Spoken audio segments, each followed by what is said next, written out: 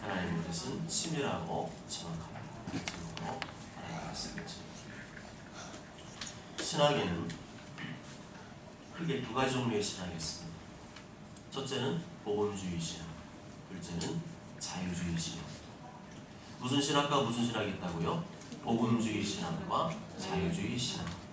복음주의 신학과 자유주의 신학의 가장 큰 차이점이 무엇일까요? 그것은 성경을 어떻게 보느냐의 차이점입니다. 성경을 하나님의 말씀으로 믿는 신학이 복음주의 신학이고, 성경은 하나님의 말씀이 아니라 인간의 말이라고 보는 신학이 자유주의 신학입니다. 복음주의 신학은 성경 66권 전체가 성령님의 감동으로 기록된 하나님의 말씀으로 믿습니다. 성경 말씀이 모든 생활과 규범의 유일한 법칙이라고 믿습니다. 그래서 모든 최종 판단과 결정을 당연히 성경으로 합니다. 그렇지만 자유주의 신학은 성경은 옛날 구시대의 책이기 때문에 훌륭한 책인지는 모르지만 하나님의 말씀은 아니다. 성경은 하나님의 말씀이 아니라 인간의 말이기 때문에 성경보다도 이 시대에 흘러가는 사상과 또 흐름을 더욱 강조합니다. 성경보다도 인간의 생각이 그 위에 있는 신학이 바로 자유주의 신학입니다. 이렇게 볼 때 자유주의 신학은 이 성경을 하나님 말씀으로 믿지 않는 이단 중에 이단이라고 볼 수 있습니다. 오히려 이단보다 더 악한 이단이라고 볼 수 있습니다. 왜냐하면 자유주의 교회도요, 십자가 걸어놓고 있어요. 거기다 목사님이 있습니다. 그렇지만 그곳에 가서 설교 말씀을 들으면 하나님 말씀을 가르치지 않고 전부 다 이 시대에 흘러가는 사상, 철학, 정치적인 것들을 자꾸만 가르칩니다. 그것은 하나님의 말씀이 없습니다. 왜냐하면 성경을 하나님 말씀으로 인정하지 않기 때문에 성경을 전하는 것이 아니라 자기들의 생각과 주장을 전하는 것입니다. 그래서 자유주의 신학을 따르는 교회들은 거의 100% 동성애를 찬성합니다. 성경에 나오는 동성애는 사회적 약자의 관점으로 봐야 한다고 주장을 합니다. 이 시대는 다양성의 시대이고 인권의 시대이므로 동성애도 정상적인 것으로 받아들여야 한다고 주장을 합니다. 그러나 성경은 분명히 동성애를 성적인 죄라고 말씀합니다. 로마서 1장 27절에 그와 같이 남자들도 순리대로 여자 쓰기를 버리고 서로 향하여 음욕이 부릴 듯하매 남자와 남자가 더불어 부끄러운 일을 행하여 그들의 그릇 때문에 상당한 보응을 그들 자신이 받았느니라. 동성애는 성적인 죄입니다. 성관계, 성행위는 성경에서 오직 결혼생활, 부부관계 안에서만 허용이 되어 있습니다. 결혼생활 이전에 행하는 성관계도 하나님의 말씀을 거역하는 것이고, 결혼한 이후에 배우자가 있는데 다른 이성과 성관계, 성행위를 하는 건 역시 성범죄입니다. 그리고 이런 동성애는 자기의 어떤 성적 욕구가 채워지지 않으니까 더 쾌락적이고 더 변태적인 그 성적인 욕망을 채우기 위한 하나님의 말씀을 벗어난 그런 성적인 음란한 행위입니다. 그렇기 때문에 동성애는 인권의 문제이기 전에 죄의 문제인 것입니다. 동성애자의 인권은 차별해서는 안 되겠죠. 동성애 똑같이 사람입니다. 그 사람의 인권은 존중해야 되지만 그들의 동성 행위에 대해서는 우리가 인정해 줄 수가 없습니다. 하나님께서는 동성애로 가득한 소돔과 고모라 땅을 심판하셨습니다. 소돔과 고모라 땅은 사회적 약자를 돌보지 않아서 멸망당한 것이 아니라 성적인 타락으로 멸망을 당했습니다. 유다서 1장 7절에 보면 이것에 대해 분명히 말씀하고 있습니다. 소돔과 고모라와 그 이웃 도시들도 그들과 같은 행동으로 음란하며 다른 육체를 따라가다가 영원한 불의 형벌을 받음으로 거울이 되었느니라. 소돔과 고모라는 성적으로 매우 음란하고 타락한 도시였기 때문에 멸망한 것입니다. 소돔 사람들이 아브라함의 조카 롯에게 물었습니다. 오늘 밤에 내게 온 사람들이 어디 있느냐? 여기서 말하는 이 사람들이란 남자의 모습을 하고 온 천사들을 말합니다. 천사가 아브라함의 조카 롯의 가족을 빼내기 위해서 왔는데 그들이 남자로 왔으니까 소돔과 고모라 사람들이 새로운 남자가 왔다 하면서 벌떼같이 그 밤에 모여들었던 것입니다. 이끌어내라, 우리가 그들을 상관하리라. 여기서 상관한다는 말은 그들과 성관계를 갖겠다는 것입니다. 롯의 집 주변에는 새로운 남자들과 성관계를 갖기 위해 몰려든 사람으로 가득했습니다. 소돔 백성들이 노소를 막느라고 원근에서 다 모여 그 집을 애워싸고, 이렇게 성경에 분명히 기록되어 있는데 동성애는 죄의 문제가 아니라 인권의 문제라고 말할 수 있습니다. 동성애는 남성과 여성이 아닌 또 다른 제3의 성이라고 말할 수 있습니까? 그런 사람들은 대부분 자유주의 신학, 특히 동성애 퀴어 신학을 따르는 사람들이 그렇게 주장을 합니다. 남자와 여자의 성별은 천부적인 것입니다. 동성애 주장하는 사람들이 동성애는 선천적인 것이다 주장을 하는 경우가 있는데, 과학적으로 이미 논문이 다 나왔습니다. 동성애는 태어날 때부터 원래 나는 겉은 남자인데 속은 여자, 그런 게 아니라는 거예요. 아무리 과학적으로 연구하고 증명을 해보이려고 했는데도 그러한 것은 없다는 거예요. 남자 여자의 성별은 천부적인 것입니다. 남자와 여자는 타고날 때 결정되는 것이지 중간에 선택하고 바꿀 수 있는 것이 아닙니다. 내 마음대로 성을 선택할 수 있다는 관점은 성경과 정반대의 가르침입니다. 성경 말씀을 정면으로 거역하는 주장입니다. 그런데 이런 동성애에 대한 비판이나 반대를 처음부터 아예 하지 못하도록 그 입을 틀어막겠다는 법이 차별금지법과 평등법입니다. 이런 일들을 보면서 우리는 깨달아야 됩니다. 우리가 얼마나 성적으로 타락한 시대를 살아가고 있는지, 얼마나 사탄이 인권의 탈을 쓰고 설쳐대고 있는지, 얼마나 예수님께서 다시 오실 때가 가까워져 오고 있는지를 깨달아야 됩니다. 만일 차별금지법이나 평등법이 통과되게 되면 동성애는 정상적인 것이 됩니다. 유치원, 초등학교, 중학교, 고등학교, 대학교, 모든 기업체, 조직에서 동성애를 정상적인 것이라고 가르쳐야 됩니다. 만약 그렇게 하지 않으면 동성애자를 혐오하는 것이다. 그래서 차별법을 적용해서 처벌을 하게 됩니다. 형사처벌을 하지 않는다고 미화를 시키고 있지만 민사처벌이 더 무섭습니다. 만약에 이 시간에 목사님이 설교를 하는데 동성애는 하나님께서 미워하시는 죄입니다, 그렇게 했는데 누군가가 그를 고발하잖아요. 그럼 어떤 일이 벌어질까요? 동성애는 자꾸만 안 좋은 것이다, 죄라고 말합니다. 그런 사람들이 한 사람이면 그 사람이 한 사람 고발하면 3천만 원. 근데 이 중에서 한 10명이 고발했다. 그러면 3억이 되는 거예요. 그런데 또다시 목사님이 동성애 죄라고 설교한다. 그럼 그걸 대해서 또 이의를 제기한다. 그러면 계속해서 그 말을 못하게 할 때까지 계속 3천만 원, 3억, 30억, 300억 계속 때리는 거예요.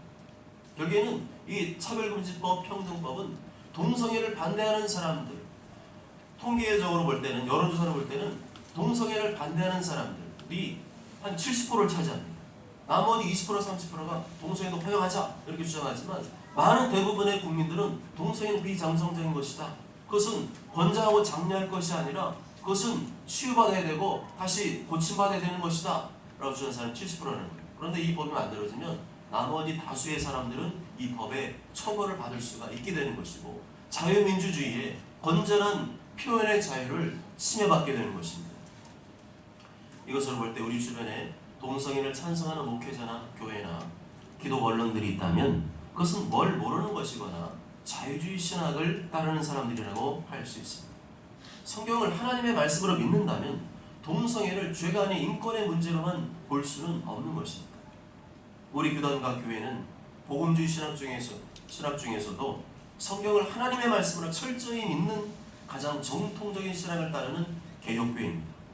우리는 성경을 하나님의 말씀으로 철저히 믿고 그 가르침과 원리에 따라 생활하는 개혁교회입니다.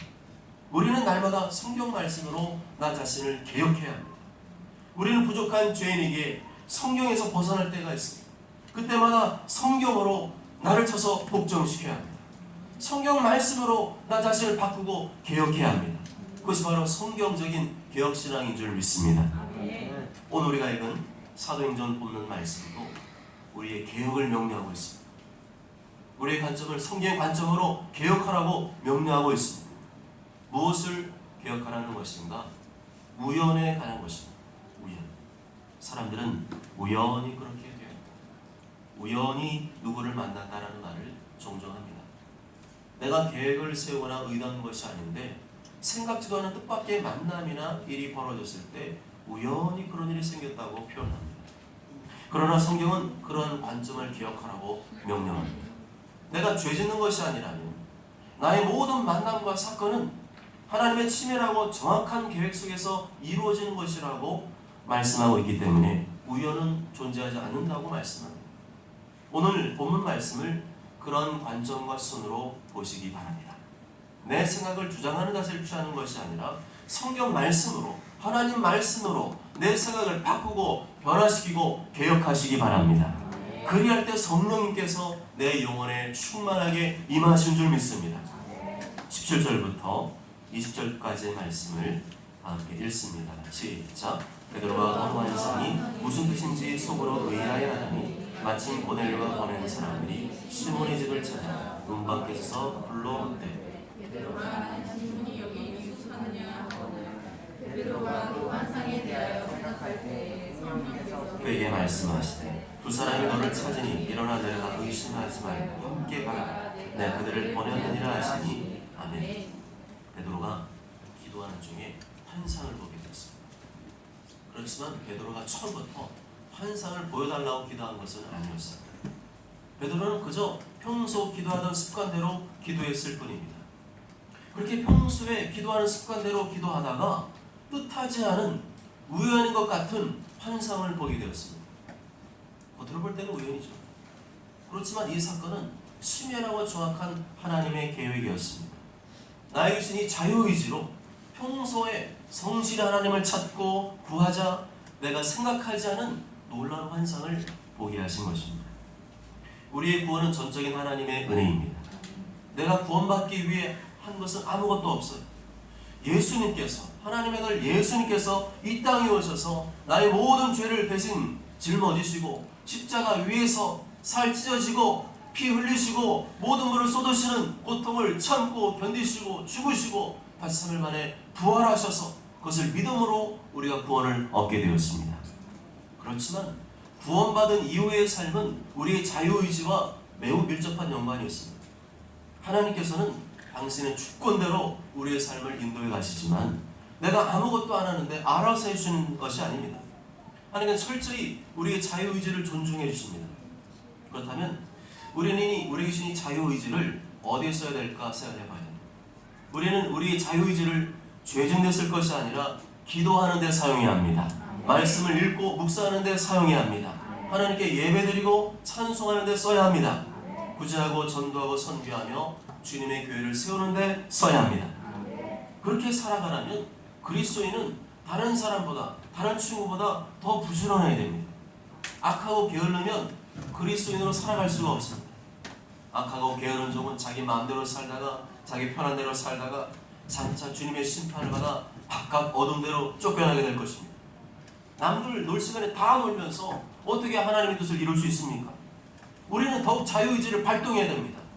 자유의지를 발동해서 매일 주님과 교제하는 시간을 만들고 주님께서 기뻐하신 일을 감당해야 합니다. 그 중요한 신앙생활의 원리입니다.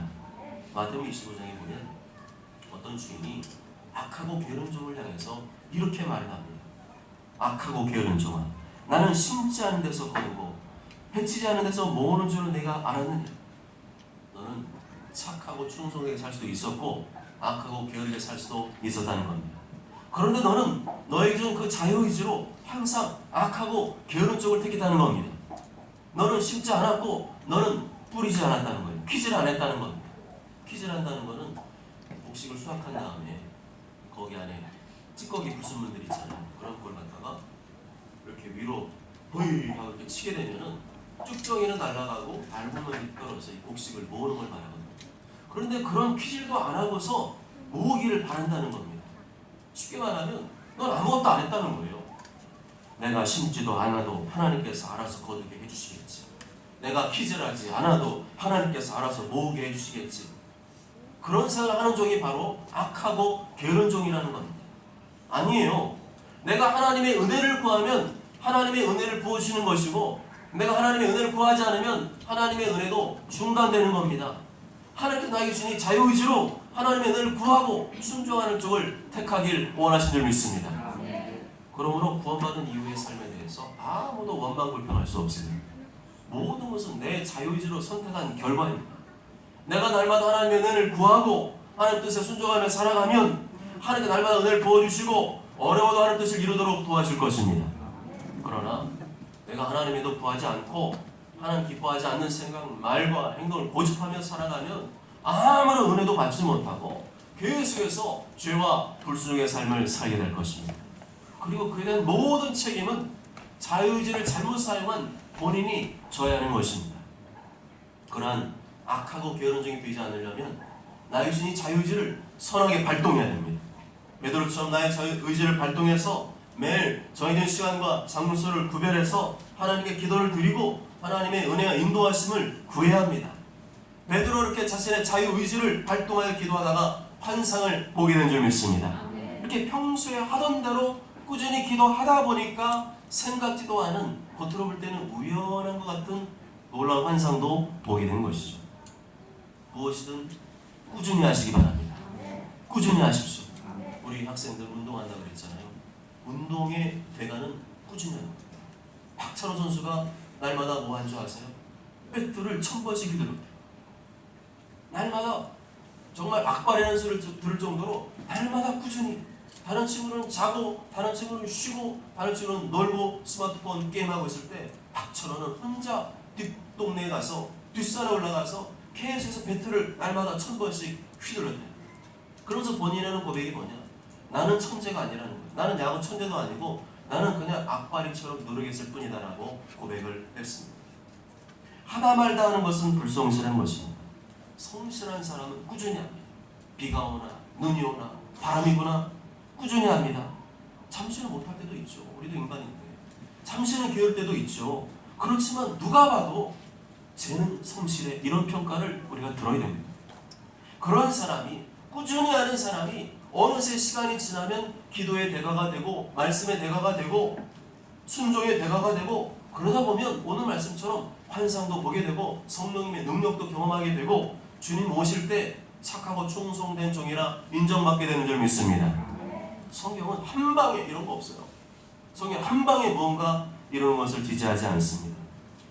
성경은 기적을, 하나님께서는 기적을 행하시는 분이시지만 나는 아무것도 안 하면서, 나는 성실을 안 하면서 기적만을 바라는 것은 비성경적인 것이고 악하고 게으른 종의 모습이라고 말씀합니다. 이렇게 베드로는 착하고 충성된 종답게 날마다 습관을 따라서 기도하다가 뜻밖의 환상을 보게 되었습니다. 그렇지만 자신이 본 환상의 내용이 무엇인지, 무슨 뜻인지는 제대로 이해하지를 못했습니다. 뭘 봤냐? 하늘에서 큰 보자기가 내려옵니다. 그런데 내 귀퉁이가 묶여 있어요. 그리고 보자기 안을 보니까 구약 성경에 보면 깨끗한 짐승이 있고 부정한 짐승이 있거든요. 근데 부정한 짐승들이 막 섞여 있어요. 그런데 어디서 음성이 들리는데 그것을 잡아먹으라 그래요. 일어나 잡아먹으라. 그런데 이것은 구약 성경에서는 먹지 말라 그랬습니다. 못 먹겠습니다. 근데 3번이나 계속 그 일이 눈앞에 보였습니다. 그래서 그 3번의 환상을 본 다음에 도대체 이게 무슨 뜻이지? 의아했었어요. 이상했어요. 이게 뭘까? 이것이 뭘 말하려는 것일까? 계속 궁금해하고 있는데 바로 그때 오늘 본문에 보면 누가 나오니까 고넬료라는 사람이에요. 마침 고넬료가 보낸 사람들이 베드로를 찾아왔습니다. 때마침 성령님께서 두 사람이 너를 찾으러 왔으니 일어나 내려가 의심하지 말고 그들을 만나라. 그리고 그들과 함께 가라. 그렇게 말씀합니다. 그렇게 해서 정말 그런가? 내가 잘못 들었나? 하고 내려가 봤더니 정말 사람들이 그때 때마침 딱 찾아왔어요. 그 사람들은 물어보니까 백부장, 100명의 부하를 거느리는 군인의 부하들이었습니다. 이 백부장 고넬료는 잠깐 나오지만 이방인이었습니다. 원래부터 하나님 믿는 사람이 아니라 원래 하나님 안 믿는 사람인데 어느 날 그 하나님 믿는 사람들의 모습을 보고 그 사람 전하는 메시지를 듣고 나도 하나님 믿어야 되겠다. 그래서 하나님 믿게 되었어요. 그런데 이 사람이 원래 믿었던 사람보다 더 잘 믿는 거예요. 너무너무 잘 믿어요. 사람들이 볼 때 의인이다. 하나님을 경외하는 사람이다. 저 사람은 신앙은 정말 칭찬해줘야 되겠어. 그렇게 되었습니다. 여러분, 이러한 과정들이 우연히 일어나는 것일까요? 우연히 고넬료가 사람을 시켜서 베드로를 찾아가게 하신 것일까요? 우연히 베드로가 환상을 보게 된 것일까요? 우연히 사람들이 베드로를 찾으러 온 것일까요? 아닙니다. 오늘 말씀은 우연이라고 보기가 더 어렵습니다. 마치 퍼즐을 맞추듯이 하나씩 맞춰지는 것을 알 수가 있습니다. 특히 20절 하반절에 보면 뭐라고 되어 있습니까? 내가 그들을 보내었느니라. 이것이 오늘 사건의 실마리를 푸는 열쇠입니다. 내가, 곧 성령님께서 보내셨다는 것입니다. 성령님께서 베드로에게 환상을 보여주시고 성령님께서 천사를 통하여 지시하셨고 성령 지시를 받은 그들이 베드로를 찾아오게 하셨다는 것입니다. 그것도 아주 정확한 타이밍이에요. 이런 관점으로 본다면 우연은 존재하지 않습니다. 내 삶 속에 벌어지는 모든 사건들, 만남들 이런 관점으로 바라보십시오. 죄 짓는 일이 아니라면 모든 일은 우연인 것 같지만 사실은 하나님의 보이지 않는 치밀하고 정확한 계획 속에 있는 것임을 믿으시길 바랍니다. 그래서 어렵다고 힘들다고 해서 쉽게 도망치거나 피하지 마십시오. 고난과 어려운 일을 통해서 나의 연약함과 부족함을 발견하게 하시려는 것입니다. 더 하나님을 의지하고 하나님의 은혜를 구하게 하시려는 것입니다. 아무런 어려움도 없고 고난도 없으면 나는 스스로 바꾸려고 할까요? 나는 괜찮은 사람이고 나는 잘난 사람이고 맨날 그런 생각만 하겠죠. 그런데 어려움이 생기고 고난이 생기고 내가 감당할 수 있는 일이 생기면 그때서 나는 부족한 사람이구나, 나는 단점이 있는 사람이구나 이런 생각을 하게 됩니다. 그런 사람이 자기를 바꾸려고 하죠. 그래서 하나님께서는 때로는 내 마음에 안 드는 사람을 붙여주십니다. 그 사람 때문에, 그 사람만 없으면 내가 잘 잡고 잘 먹을 것 같은데 그 사람 때문에 고민하고 갈등하고 마음 아파하게 됩니다. 그런데 그런 시간들이 있기 때문에 나를 들여다보게 되죠. 내가 이 정도도 감당 못하는 사람, 이런 사람도, 이런 친구도 내가 품지 못하는 사람인가 고민하면서 나도 나의 생각도 말도 행동도 바뀌게 됩니다. 여기는 하나님께서는 나를 하나님의 사람으로 만들기 위해서 내 마음에 안 드는 사람도 안 드는 사건도 허락하시는 것입니다. 알고 보면 이 모든 것이 하나님의 사랑의 계획입니다. 내가 이해하고 깨닫지 못할 뿐이지 내 마음에 안 드는 것일 뿐이지 모든 내 삶 속에 벌어지는 사건과 만남들은 결코 우연이 아니라 하나님의 치밀하고 정확한 사랑의 계획인 줄 믿습니다. 이것을 믿으십니까? 이것을 믿으십니까? 그러면 감사할 수 있습니다. 내가 볼 때는 우연인 것 같고 내가 볼 때는 마음에 안 들고 내가 볼 때는 마음에 안 드는 사람, 마음에 안 드는 친구들 붙여줘서 내가 고통받는다고 생각하지만 이 모든 것이 하나님의 치밀하고 정확한 계획이라고 본다면 그 친구를 통해서 나를 바꾸려고 하시는 계획이라고 믿는다면 우리는 감사할 수 있어요. 항상 기뻐하라, 쉬지 말고 기도하라, 범사에 감사하라. 이것이 그리스도 예수 안에서 너희를 향하신 하나님 뜻입니다. 베드로가 다음날이 되자 가이사라는 곳에 있는 이 고넬료를 찾아갔습니다. 고넬료는 그 시간에 자기 친척과 친구들을 모아서 기다리고 있었어요. 고넬료는 베드로를 보자마자 그 발 앞에 엎드렸습니다. 이것은 그 당시의 생활 습관 중에 하나였습니다. 하나님이 보내신 사람이 오면 그를 마치 하나님처럼 대우를 해주는 경향이 있었습니다. 그렇지만 그것은 하나님의 뜻과 어긋나는 일이죠. 사람이든지 무엇이든지 하나님을 높이지 않고 다른 것을 높이는 것은 다 우상숭배입니다. 베드로는 자신 앞에 엎드려 절하는 이 고넬료를 일으켜 세웠습니다. 26절에 일어서라, 나도 사람이다. 사람을 높이는 것은 합당하지 않다는 겁니다. 오직 하나님만 높여드려야 한다는 것입니다. 모든 영광을 하나님께 올려드리고 하나님께 영광을 돌려드려야 된다는 것입니다. 베드로는 28절에서 29절에서 자신의 생각을 표현합니다. 나는 유대인이야. 나는 원래 이스라엘 사람이야. 그렇기 때문에 너 같은 이방인이랑 교제하지 않아. 만약에 내가 너랑 교제하면 이것은 율법을 어기는 거야. 위법이야. 그런데 하나님께서 나에게 환상을 보여주시면서 부정한 짐승을 보여주시면서 부정한 것도 이제는 깨끗해졌다. 그러니까 이제 더 이상 네 생각에 부정하다고 말하지 말아라 하시기 때문에 이방인도 부정한 사람들이지만 내가 너희를 기꺼이 만나러 왔다는 겁니다. 성령님께서 베드로에게 무슨 일을 행하신 겁니까? 성령님께서 환상을 보여주시며 베드로에게 무슨 일을 행하신 겁니까? 그동안의 낡은 생각을 깨신 겁니다. 그동안의 오래된 생각을 깨신 겁니다. 고정관념을 깨신 거예요. 구약의 율법적인 사고를 깨시고 이제는 복음에 합당한 생각을 하게 하신 것입니다. 그렇다면 복음에 합당한 생각이 무엇인가? 아무도 차별하지 않는다는 겁니다. 복음은 그가 유대인이든 이방인이든 그가 나이가 많든 적든 그가 남자든 여자든 흑인이든 백인이든 장애인이든 아니든 아무도 차별하지 않으신다는 겁니다.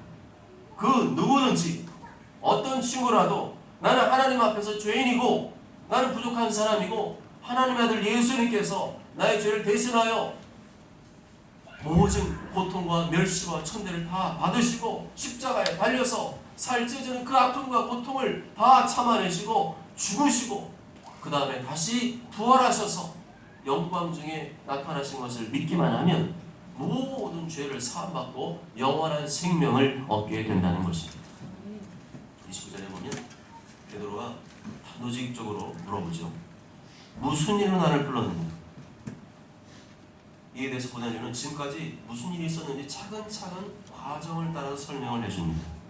30절부터 33절까지 3절부터 33절까지 다 함께 읽습니다. 시작. 고넬료가 이르되 내가 나흘 전 이맘때까지 내 집에서 제9시 기도를 하는데 갑자기 한 사람이 빛난 옷을 입고 내 앞에 서서 말하되 고넬료야 하나님이 내 기도를 들으시고 내 구제를 기억하셨으니 사람을 룩바로 보내어 베드로라는 시몬을 청하라. 그가 바닷가 무장이 시몬의 집에 유숙하느니라 하시며 내가 곧 당신에게 사람을 보내었는데 오셨으니 잘하야 하나니 이제 우리는 주께서 당신에게로 명하신 모든 것을 듣고자 하여 다 하나님 앞에 있나이다. 나는 이런 일을 계획한 적이 없다. 여기서 고넬료 자신의 생각은 하나도 안 나옵니다. 나는 몰라. 나도 몰라요. 나는 계획하지 않았어요. 난 생각하지 않았어요. 나는 일을 계획한 적이 한 번도 없어요. 그냥 나는 평소에 하던 대로 그냥 기도만 했을 뿐이에요. 그냥 전날과 똑같이 제9시 오후 3시에 똑같이 기도를 했어요. 나는 그냥 항상 정해진 시간 장소에 기도를 하고 있었을 뿐이에요. 그런데 갑자기 4일 전에 빛나는 옷을 입은 천사가 나타나서 베드로라는 사람을 불러오라 그렇게 지시를 하셨다는 거예요. 고넬료는 지금 이런 말을 하면서 뭘 말하고 싶었을까요? 뭘 강조하고 있는 것일까요? 이번 사건은 우연이 아니라는 거예요. 우연히 일어난 일이 아닙니다. 내가 당신이 이렇게 48km나 떨어져 있는데 이렇게 만나게 되었다. 이건 우연이 아니라 이건 내가 계획하거나 사람이 계획한 것이 아니라 하나님의 치밀하고 정확한 계획 속에서 이 모든 일이 이루어졌음을 말하려고 했던 것입니다. 사랑하는 여러분, 왜 내가 이 사람을 만나게 되었을까? 왜 나에게 이런 일이 벌어지게 되었을까? 의아하십니까? 이해가 안 되십니까? 베드로도 의아했어요. 베드로 환상을 보았지만 이게 도대체 무슨 의미인지 이해가 안 되고 의아했습니다. 그런데 그 다음에 보니까 알게 되었어요. 고넬료가 보낸 사람들을 만나고 또 자신이 직접 고넬료 찾아가서 대화를 해보니까 모든 퍼즐이 맞춰지는 것을 알게 되었습니다. 아, 그렇구나. 이 모든 일은 결코 우연이 아니라 하나님의 치밀하고 정확한 계획이었다는 것을 깨닫게 되었습니다. 내가 왜 이 사람 만나게 되었고 내가 왜 이런 일을 당하게 되었는가 잘 모르시겠죠? 그런데 오늘 본문에 보면 성경에서 뭐라 그래요? 그게 정상이라는 거예요.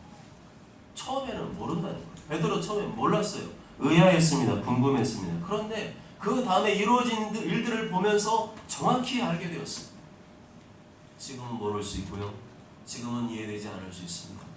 특히 학생들 같은 경우에는 더더욱 나의 앞길, 나의 앞날 이해가 안 될 수 있어요. 그렇지만 내가 죄 짓는 것이 아니라면 모든 사람과의 만남, 모든 나에게 벌어지는 일은 결코 우연이 아니다. 하나님의 치밀한 정확한 계획 속에서 모든 것이 이루어지고 있다. 그러한 믿음이 있으면 어떤 반응이 나올까요? 감사할 수 있어요. 졸음이 날 속색이고 너무나 지금 힘들고 어렵지만 이 모든 것이 우연이라 그러면 마음이 좌절되고 낙심될 수 있어요. 될까? 안 될까? 나는 잘할 수 있을까? 못할까? 항상 이러겠지만 이 모든 것이 하나님의 치밀하고 정확한 계획이라고 믿는 순간 항상 감사할 수 있게 됩니다. 나에게 닥친 일이 기쁜 일이든 슬픈 일이든 좋은 일이든 어려운 일이든 이 모든 것이 하나님의 보이지 않는 치밀하고 정확한 계획 속에서 믿는다면 우리는 언제나 하나님께 감사할 줄 믿습니다. 감사하시기 바랍니다. 감사하시 바랍니다. 아멘. 이해가 안 돼도 납득이 안 돼도 우리는 믿음으로 감사할 수 있습니다. 하나님의 치밀한 정확한 계획은 지금도 이루어지고 있다. 내가 주님의 뜻을 따라 죄 짓지 않고 하나님 원하시는 일을 행하며 나아가면, 내가 감사하며 살아가면 하나님께서 나를 도와줄 것이다. 아멘. 하나님은 감사한 자를 기뻐합니다. 감사한 자에게 성령을 부어주시고, 감사한 자에게 은혜를 부어주시고, 감사한 자에게 더 잘할 수 있도록 기적과 능력을 베푸는 줄 믿습니다. 모처럼 모두가 나에게 벌어지는 모든 사건과 만남들을 우연이라고 생각하지 말고, 내가 죄짓고 타락한 일이 아니라면 나에게 벌어지는 모든 일들은, 모든 만남과 사건들은 다 하나님의 치밀하고 정확한 계획이라고 믿고 늘 감사하며 하나님의 은혜를 경험하게 되시길 주님의 이름으로 축복합니다. 아멘.